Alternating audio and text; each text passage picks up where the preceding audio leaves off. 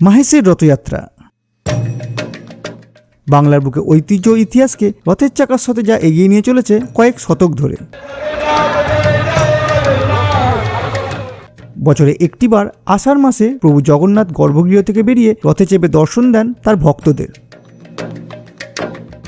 উড়িষ্যার পুরীর জগন্নাথ দেবের রথযাত্রার পরই ভারতের দ্বিতীয় বৃহত্তম রথযাত্রা হুগলি জেলার এই মাহেশের রথ।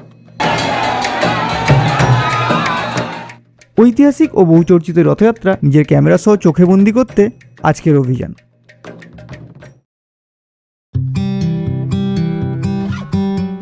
পশ্চিমবঙ্গের ব্যস্ততম রেল জংশন হাওড়া থেকে শুরু করলাম আজকের যাত্রা। অন্যান্য দিনের মতো সদাব্যস্ত এই জংশনে ব্যস্ততার মাঝেও উৎসবের দিনের মেজাজ বেশ নজরে এলো। পূর্ব রেলের ব্যান্ডেল লোকাল চেপে গন্তব্য স্থির করলাম শ্রীরামপুর স্টেশনের উদ্দেশ্যে। অল্প কিছু সময় পৌঁছে গেলাম শ্রীরামপুর স্টেশন।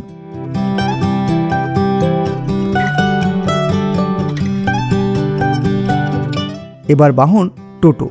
20 টাকার বিনিময়ে বাজারহাট গলিপথ দেখতে দেখতে টোটো ছুটে চলল মাহেশের রথের দিকে। তবে রথযাত্রা উপলক্ষে নো এন্ট্রি থাকার কারণে গন্তব্যের অনেক আগেই নেমে যেতে বাধ্য হলাম।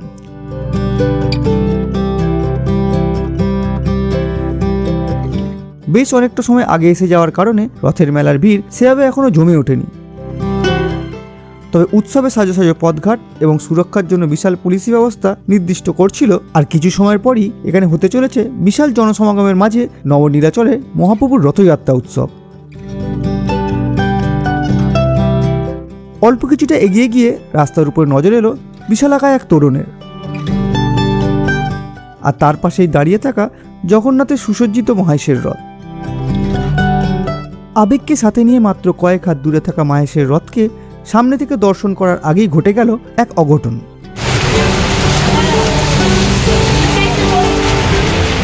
প্রচণ্ড বৃষ্টির ঠেলায় কিছু সময়ের জন্য এক জায়গায় আশ্রয় নিল।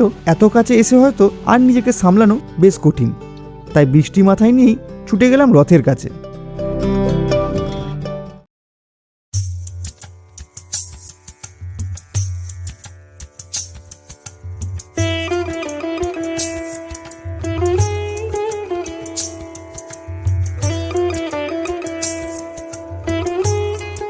ভক্তি আর আবেগের টানে অনেকেই এই বৃষ্টি উপেক্ষা করেই প্রণাম এবং রথদর্শনে ব্যস্ত। বৃষ্টির মাঝেও ছোট থেকে বড় সকলের ভক্তির এই দৃশ্য নিজের চোখে না দেখলে বিশ্বাস করা সত্যি অসম্ভব।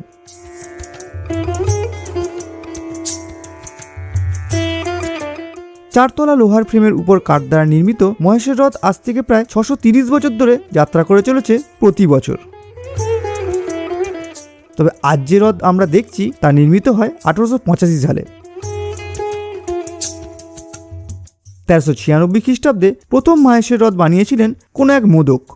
পরবর্তীকালে 1754 সালে রামকৃষ্ণদেবের শিষ্য বলরাম বসুর দাদু কৃষ্ণরাম বসু 5 চূড়া বিশিষ্ট একটি কাঠের রথ তৈরি করে দেন। সেই রথ আগুনে পুড়ে গেলে তার পুত্র গুরুপ্রসাদ বানিয়ে দেন 9 চূড়া বিশিষ্ট আরও একটি রথ। কিন্তু কোনো এক ভক্ত পুণ্য লাভের আশায় সেই রথের চাকায় আত্মহত্যা করেন। সেই রথ বাতিল হলে অবশেষে তাদেরই বংশধর কৃষ্ণচন্দ্র বসু 1885 সালে মার্টিন বান কোম্পানির সহায়তায় 12 চাকাযুক্ত 125 টন ওজন বিশিষ্ট 50 ফুটের এই রথটি তৈরি করেন, যার নকশা বানিয়েছিলেন তৎকালীন পাশ্চাত্য ধারার প্রথম স্থপতি বা ইঞ্জিনিয়ার নীলমণি মিশ্র। এই রথের সাথেই আছে পিতলের তৈরি 2টি নীল সাদা ঘোড়া এবং কাঠের তৈরি একটি সহিস। ভক্তি আর ইতিহাসের মাঝে হারিয়ে গিয়ে এতক্ষণে লক্ষ্য করলাম যে ভগবান শ্রী জগন্নাথ এখনো রথে আসেননি। তাই এবারে ওনাকে দর্শন করতে এগিয়ে গেলাম মন্দিরের দিকে।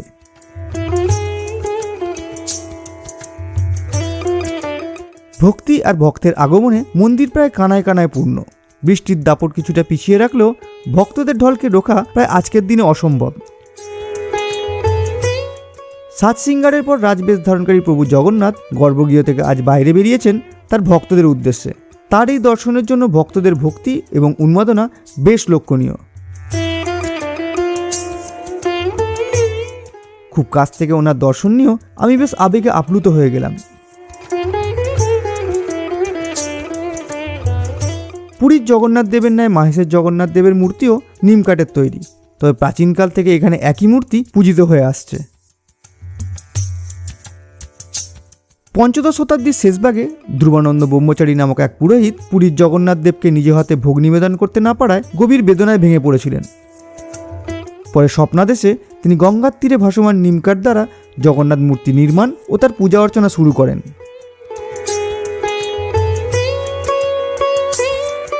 শেওড়াফুলির রাজা মনোহরচন্দ্র রায় গঙ্গার তীরে তাকে একটি মন্দির নির্মাণ করে দিলেও সেটি গঙ্গাবক্ষে তলিয়ে যায়।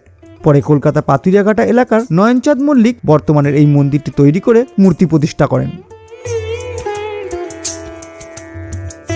বেলা বাড়ার সাথে সাথে মন্দিরের ভক্তদের ঢলের সাথে বৃষ্টির ঢলও ক্রমশ বেড়েই চলতে থাকে।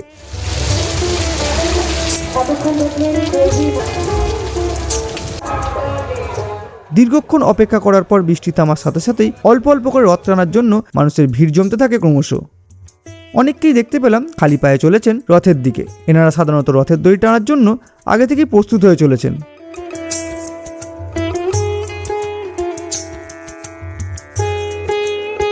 বৃষ্টি থামতেই একে একে অল্প অল্প করে আসতে থাকে মানুষজন।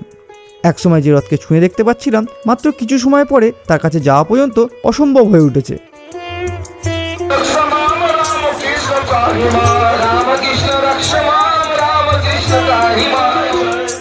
এবং এতক্ষণে রথে চড়ে বসেছেন শ্রী জগন্নাথ বলরাম সহ দেবী সুভদ্রা।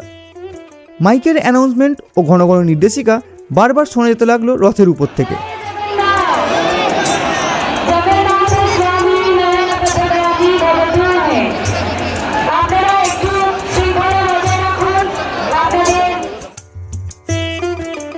নিচে অগণিত মানব সমুদ্রের সাথেও বাড়ির ছাদে দেখলাম অধীর অপেক্ষায় মানুষজন, যারা নিজের চোখে দেখতে এসেছেন 630তম ঐতিহাসিক মাহেশের রথযাত্রা। নিচে পুলিশি সুরক্ষা সহ আকাশপথে ড্রোনের মাধ্যমে নিশ্চিত সুরক্ষা ব্যবস্থা বেশ লক্ষ্য করলাম।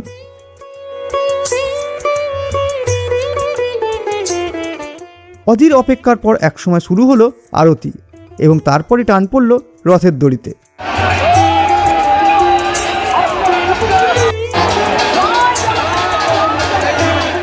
অল্প অল্প করে রথের চাকা গড়িয়ে উঠে এলো বিটি রোডের উপরে।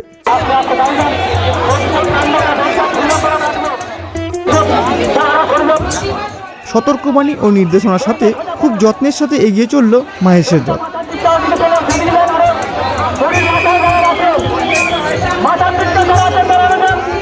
হাজারো ভক্ত রথের দড়িতে একবার টান দেওয়ার জন্য যেন মরিয়া হয়ে পড়ল।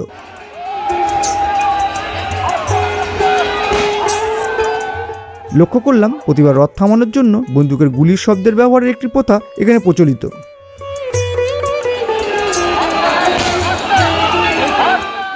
সত্যি কত না বিষয় আমাদের অজানা।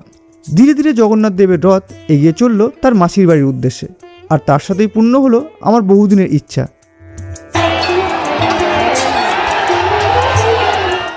সত্যি কত কিনা জানলাম আর দেখলাম আজ। মাহেশের রথের কাহিনী বঙ্কিমচন্দ্রের রাধারানী পড়ে জানলেও এই রথযাত্রার অনুভূতি না দেখলে সত্যি অনুভব করা মুশকিল। তবে আজ এতটুকু। দেখা হচ্ছে পরের কোনো গন্তব্যে। ভিডিওটি ভালো লাগলে অবশ্যই সাথে থাকবেন।